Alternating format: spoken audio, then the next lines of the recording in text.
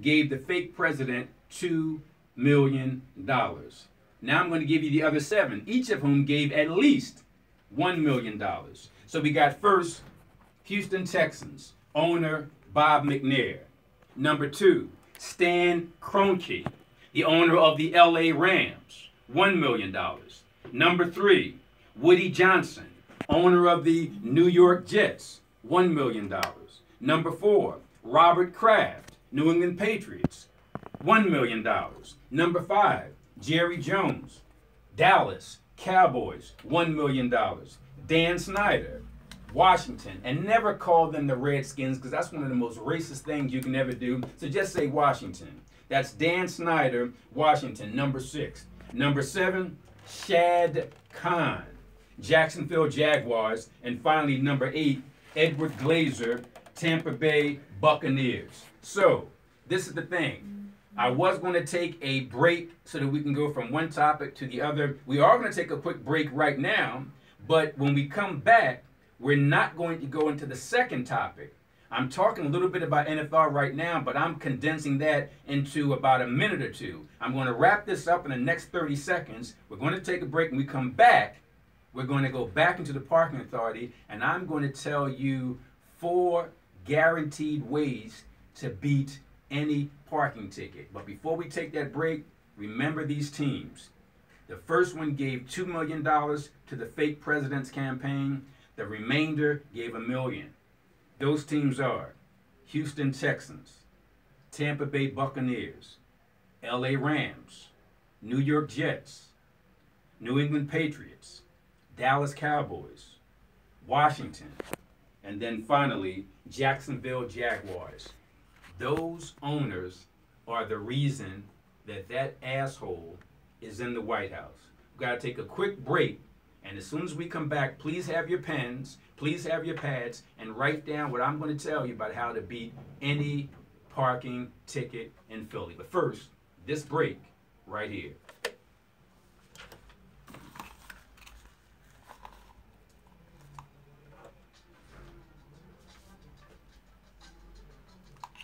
All right, perfect. Yep. We rolling, man. Yeah. I like that break that you put in there. It just gets me organized. I can take a break. So we got about 40 seconds. Okay.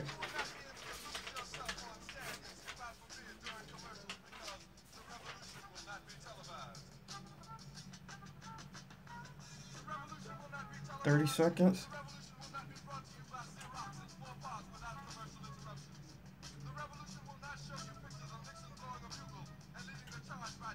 $20 seconds. 15.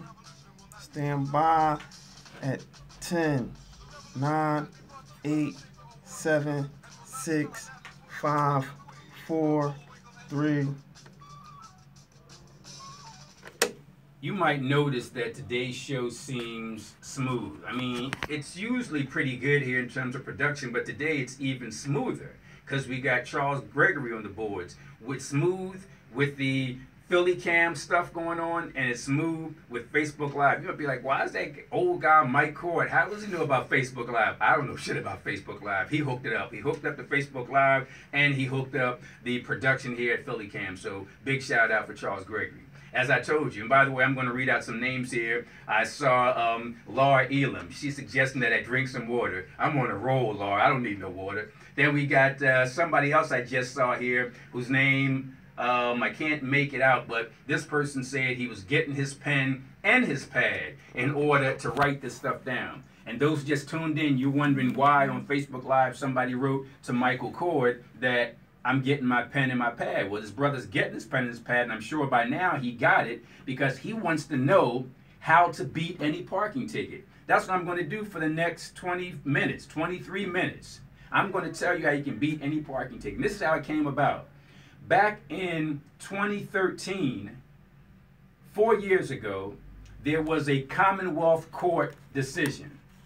Now remember, in Pennsylvania, in these type of matters, you got the Philadelphia Court of Common Pleas, or it could be the Delaware County Court of Common Pleas, or the Montgomery County, or Dauphin County. Any county you're in, it has its own Court of Common Pleas. Let me make sure that I can show this on Facebook Live. So you got that there. And then in state-type cases, city-type cases, government-related cases, you don't go the way lawyers normally go from common pleas court to superior court. No. Instead of going from common pleas court to superior court, you go from common pleas court to commonwealth court. And when I kicked the parking authority's ass in Philadelphia common pleas court, they were mad. And what did they do? What do lawyers do when they're mad? They appeal. And they appealed that loss to the Commonwealth Court. And there's going to be a hearing in Commonwealth Court. Now, Commonwealth Court is based in Harrisburg, but they have different courtrooms throughout the Commonwealth. And the courtroom for Commonwealth Court in Philadelphia used to be downtown Center City, but it recently moved to, believe it or not, Temple University's campus.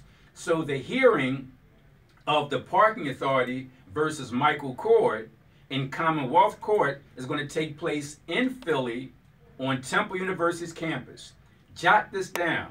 Tuesday, October 17, 9 a.m., Temple University, 1801 Leocourse Walk. Once again, Tuesday, October 17, 9 a.m., Temple University campus, 1801 Leocourse Walk. They got a conference room there that has been kind of reconverted from a conference room to a pretty impressive courtroom. So please show up and see Michael Chorde crush the Philadelphia Parking Authority in Commonwealth Court, just like he crushed them in Common Pleas Court. You want more information about this hearing? You want more information about this Philly group I organized? You want more information about how to beat parking tickets? Check me out on social media, Facebook, Twitter, Instagram. They got some other stuff, but I'm too old to deal with that, so I'm going to play it safe with the conventional stuff. Facebook, Twitter, Instagram, it's Michael Chorde. That's MichaelCoard. And if you want more specific information, email me. That's Michael Chorde at MSN. I know you got your pens. I know you got your pad. So I know you're ready to write down, how do I beat any parking ticket? The way you beat it comes from a 2013 case and a 2016 case. The 2013 case involved, coincidentally, a lawyer who got a parking ticket. And this lawyer happened to be a federal prosecutor. He works in the U.S. Justice Department. And he happened to get a ticket. And the ticket he got was in his civilian life. He's just a regular guy with a car who happened to be a federal prosecutor. He got a ticket. He didn't like the way the ticket was issued. He thought it was wrong. He went through the hearing stuff in parking authority. They found him liable. He appealed to the Court of Common Pleas in Philly and won. And the parking authority appealed to the Commonwealth Court. And there was a ruling in Commonwealth Court in 2013 that led, for the most part, to what I'm about to tell you. But it wasn't just that 2013 case that the other lawyer won in Philadelphia Common Pleas Court and then again in Commonwealth Court. Add to that the case I won in Philadelphia Common Pleas Court in 2016. So you put those two cases together, which coincidentally happened to involve two lawyers, because only lawyers have the time. Well, I shouldn't say only, but for the most part, lawyers are the only people, for the most part, who have the time and the money to fight this kind of thing. And that's what we did. So based on that, putting that lawyer's 2013 case, this lawyer, Michael Chorde's 2016 case, you put them together, here's the 4 things you need to know. Number 1, somebody's saying, who is this Sheila Furman? You go, Mr. Chorde. Thanks for the info. Pam Africa, on the move. We got revolutionaries checking us out. So here it is. You got your pens out. You got your pads out. I know you're saying, if that guy keeps telling me to get my goddamn pen and pad, I had it out for the last half hour. But I just want you to jot this stuff down. Well, actually, people got smartphones, so you're doing it that way. Here's the first thing. Anytime you get a parking ticket, when you write in for the hearing, jot down on a separate piece of paper, I request that the person who issued the ticket show up at my hearing. Write that down somewhere, either on the ticket when you mail it in, or when you call in for your hearing. But whatever the case, either say it to the person that you're talking to when you schedule your hearing, or you can do it via email, or you can go there in person, or you can mail it. But make sure when you ask for the hearing, make sure you request that the person who issued the ticket show up. It could be a parking authority person on the street who gave you the ticket. It could be a cop. You might say, well, why would you ask for that person to show up? The answer is that person is not going to show up. The parking workers are too busy out there giving people tickets. Cops out there too busy beating up people and shooting people. So nobody's going to stop what they're doing on the street to come to your hearing. And if they don't come to the hearing, the case is thrown out because there's no evidence against you. But I got to be crystal clear about what I mean, because that's not the end of the story. When you ask for the hearing, what's going to happen is this. You show up for your hearing, and the official is going to say to you, why do you need that person to be here? And this is what you say. You say, because I have questions about where the exact location of my car was when I got the ticket.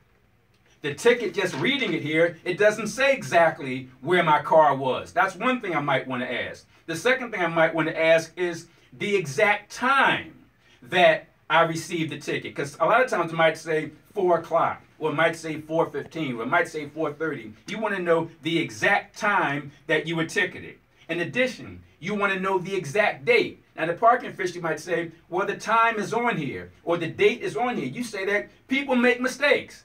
They could have written down the wrong time. They could have written down the wrong date. But if this person comes to the hearing, now I can ask him or her specifically about the exact location, about the exact time, about the exact date. And more important, I want to know the exact reason.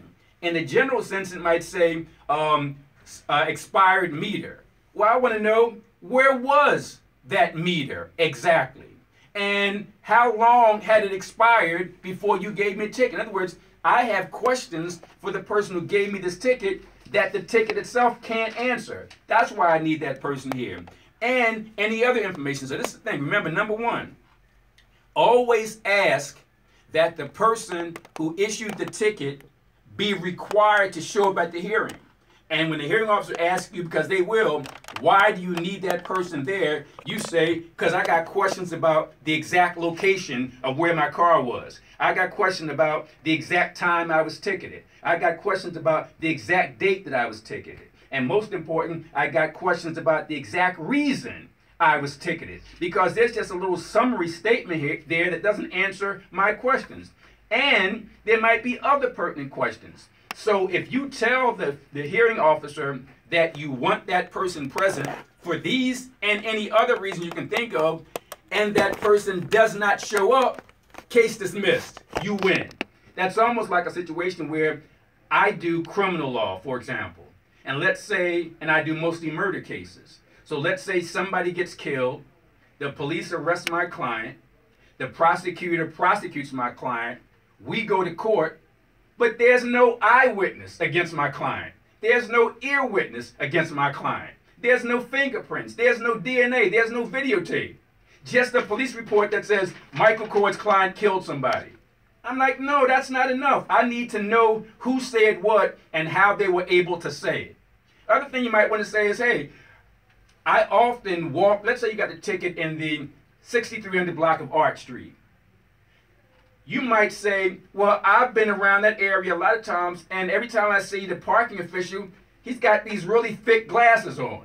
So I want to know if he could see. Or last time I saw him, he had alcohol in his breath. I want to know if he was drunk. There's questions I got about the ticket that can't be answered by the ticket itself. So number one of the 4-step process, number one, demand that the person who issued the ticket be required to show up for the hearing. And if he or she doesn't show up, the case is dismissed for what we lawyers call lack of prosecution. That's number one. Demand that the person who issued the ticket show up. Number two, the ticket must have the exact location of the citation or the violation written on it. For example, let's say you got a ticket in the 2300 block of North Broad Street. But the ticket can't say Michael Cord, expired meter, 2300 block of North Broad Street. It has to say Michael Cord got a ticket in front of or across from 2313 North Broad Street or 2327 North Broad Street. It must have the exact location of where the ticket took place. People say, well, why is that? The answer is obvious. On some streets, you can park on the left-hand side and be cool, but you can't park on the right side.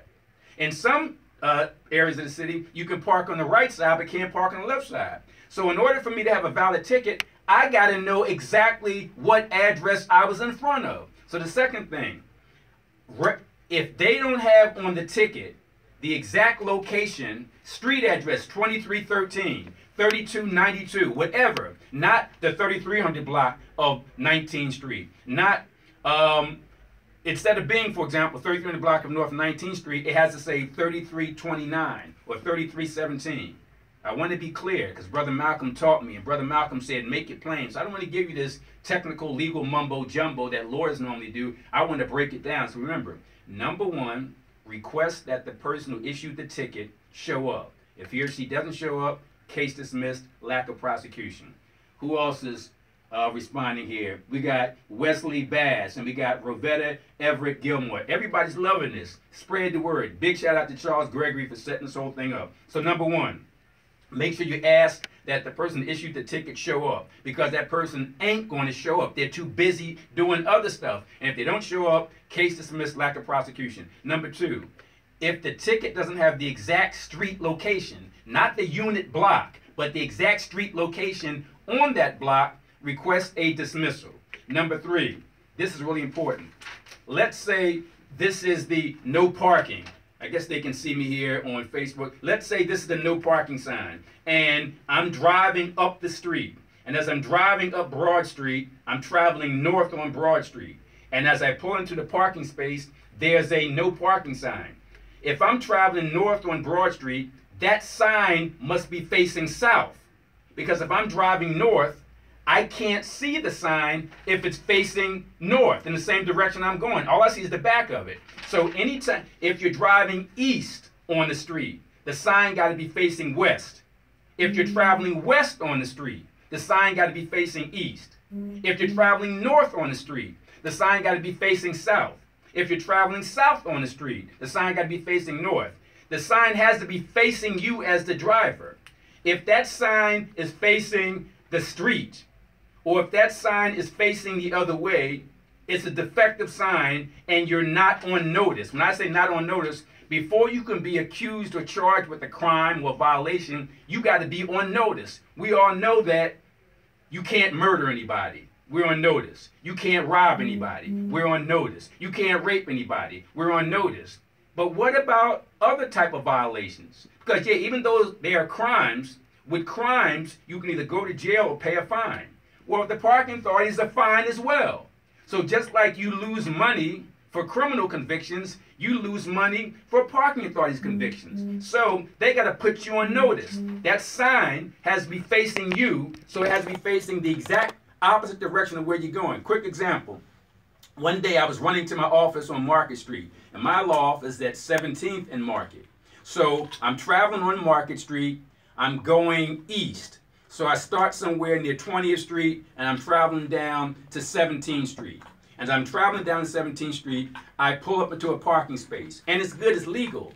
But a guy pulls up in front of me and parks in the space in front of me. Before I could look up, he had gone. Without him knowing it, he had parked in the handicap zone. That's a $300 ticket. So I ran to my office, picked up my mail, run back to my car 5-10 minutes later, and I see there's a $300 ticket on that guy's windshield. I felt so bad for the guy because I know he didn't know. So I'm sitting there for 5 minutes, 10 minutes in the car. Finally, the brother showed up. And when he went to his windshield and saw it, he was like, oh, shit. He felt so bad. I mean, based on the car and how the guy was dressed, he really didn't have money like that. So I said, look, man, good news and bad news. The bad news, you got a $300 ticket. The good news is that Michael Cord happened to be sitting behind you when you got that ticket. I said, you can beat this. He said, how can I beat this? I said, man, pull your phone out and take a picture of that sign. Because the sign that said no parking handicap zone, it was facing across the street. So if this guy is driving on Market Street, he's heading east. That handicap sign is supposed to be facing west. So as he pulls up coming from the east, he can see it. But something happened to the pole of the sign, and instead of it facing the way it should have been facing, it turned slightly, and now it's facing across the street. It's facing north. So he took a photo of it, and I gave him one of these flyers about this group. I gave him my card. About a month or two later, he sent me the nicest email you can imagine saying, "Man, I need to give you $50 or $20 or something because you saved me $300. That's a prime example about how important knowledge is. So again, make sure we got enough time here. It's about 4:20. We got about 8 minutes left, so I'm going to squeeze it all in.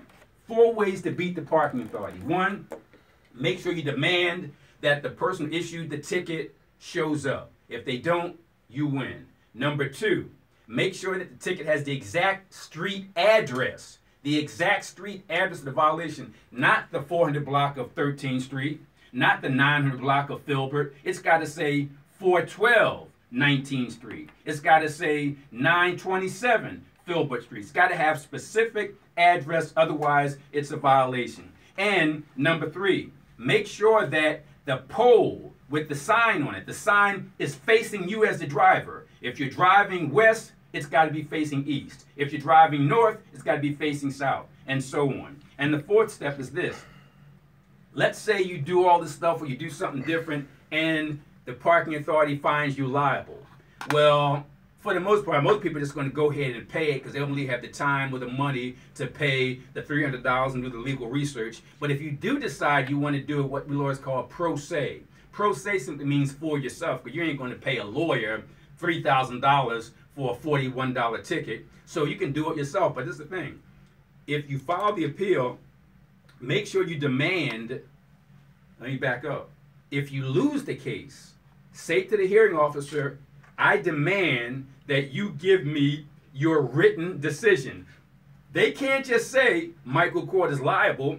They got to do like a judge does in a regular court case. Once the judge finds you guilty, the judge writes a legal opinion explaining why he found you guilty, explaining why she found you guilty. Well, the parking authority, they're not required to do a complicated legal opinion, but they got to write a few sentences or a paragraph or so explaining exactly why they found you liable. If they don't write that opinion and you file your appeal, you can ask for a dismissal of the case because they failed to file the opinion. I want to be clear. Let's say you do all this stuff I told you and some asshole in the parking authority still finds you liable. Now you got to appeal to the Court of Common Pleas. Demand that they give you a written decision explaining why they rejected your arguments and why they found you liable. And then you're supposed to take that opinion and you can attach it to your appeal to Common Pleas Court. But what if the parking authority doesn't give you that written opinion within 30 days? You can go ahead and file your appeal without the opinion, but demand an immediate dismissal on appeal for the same reasons you used at your prior hearings, and add to the fact that the hearing officer or the other administrator never wrote a written opinion. And based on that 2013 case I told you about, there was a settlement in Commonwealth Court where the parking authority agreed that they're required to do a number of things, including writing these opinions. So if you want more information, check me out on Facebook, like Darnell Shelton is doing, like Timothy Gaddy is doing, like everybody else is doing, because thanks to Charles Gregory, the producer, this thing is blown up today. I told you what the 4 steps are, and I tried to spend enough time breaking it down. But if you need more information, contact me on Facebook. Contact me on Instagram. Contact me on Twitter. It's Michael Chorde, MichaelCoard. Also, if you say, hey, I don't have that social media stuff, I can't reach you there, you can email me. Email me at Michael Chorde. In fact, it's probably even better to email me, because even if you reach out to me on social media, I'm still eventually going to need your email address. Why? Remember that group I told you about, that Philly group, PHILLY, the group that's organized to destroy the parking authority? We're going to have public meetings. We're going to have legal strategy sessions, all that. And I want to reach out to you, but I can only do it by email. So reach out to me at michaelchorde@MSN. That's MICHAELCOARD at MSN. So Facebook, Twitter, Instagram, email. And if push comes to shove, and you say, you know, because there might be some older folks who are really not into any of that stuff, you want to call me, you can do so. I'm a part of a group called ATTAC, ATAC, Avenging the Ancestors Coalition. And this group, we do everything from dealing with slavery issues to reparations issues to police brutality issues, anything that affects the black community. But we're going to expand in regard to this. We're going to help black folks, white folks, Asian folks, Latino folks, rich folks, poor folks, suburban people, urban people, gay people, straight people, Republicans, Democrats, capitalists, socialists, whatever the case might be. This is one thing where we can all come together. Everybody hates the fucking parking authority. Everybody hates them. So this is one time we can put our differences to the side and we can gang up on that bully known as the parking authority and crush it. Because as I told you, the reason why they appealed my win, because they know that based on those illegal bus zone tickets over the past 10 years, they would have to reimburse people in Philly anywhere from a minimum, and it could be 5 or 10 times this amount, a minimum of $12 to $15 million. But I'm going to crush them in the Commonwealth Court just like I crushed them in the Common Pleas Court. Join me in the Commonwealth Court, because Common Pleas Court I won in City Hall. And now they got mad, they being the parking authority, they appealed, so now we got to go to the Commonwealth Court. The Commonwealth Court is based in Harrisburg, but they have different courtrooms throughout the entire 67 county Commonwealth. So in Philly, it used to be in Center City, but they moved it to Temple University's campus. So on Tuesday, October 17, 9 a.m., Temple University at 1801 Leocoris Walk. In that building, they reconverted this large conference room to a courtroom. And I'm going to have fun kicking the parking authority's ass on that date. I know they don't allow you to bring phones in and recorders, but they might allow you to bring popcorn. Bring popcorn, because it's going to be a show. It's just going to be fun. So again, the 4 ways, we got 2.5 minutes left. The 4 ways to beat the parking authority is: 1, demand that the person who issued the ticket show up in court or at the hearing. They're not going to show up, the case is going to be dismissed. Number 2, request an immediate dismissal if the exact location of the violation is not on the ticket. They can't say 900 block of North 13th Street. They got to say 926 North 13th Street or whatever other specific address. Number 3, the parking sign must be facing you as you pull up. So if you're driving north, the sign's got to be south. If you're driving east, the sign's got to be west. If it's not, and it's facing the wrong way, sideways or whatever, take a picture of it, go to court, show the picture, and win. And the 4th and final step is, if you do all this and they find you liable, before you appeal within 30 days to the Common Pleas Court, demand an official written opinion, an official statement as to why they found you liable. That's good for a number of reasons. 1, to use it as ammunition for legal research, but more important, if they don't give it to you, you can use that as an argument about why you should win on appeal. This has been an entertaining show for me. I hope it's been entertaining for you, but more than entertaining, I hope it's been informative. We got Gary Bryant, we got Marlene Marshall, we got all these people who are tuning in, who are listening in, who are locked in to the TV courtroom here at PhillyCam. For more information about this or anything else, very simple. Check me out on Facebook, check me out on Instagram, check me out on Twitter. It's Michael Chorde, MICHAELCOARD. Or email me. That's even better. That's the best. That's Michael Chorde at MSN. Or if neither of those work, give me a call at that ATTAC organization I was mentioning. That number to ATTAC is 215-552-8751. 215-552-8751. We're going to deal with the whole issue of the NFL when we come back next month. But just quickly, I want you to boycott the NFL generally, but more specifically, the following teams that gave Donald Trump, I hate saying that name, at least approximately $10 million. Tampa Bay Buccaneers, Los Angeles Rams, New York Jets, New England Patriots, Dallas Cowboys, Washington, Jacksonville Jaguars, and the Houston Texans. This show has been good today. It's been smooth today. It's been professionally produced because we got a professional producer, Charles Gregory, who did a great job. Keep your TV station locked to Philly Cam on Verizon, on Comcast. We'll check you out next month.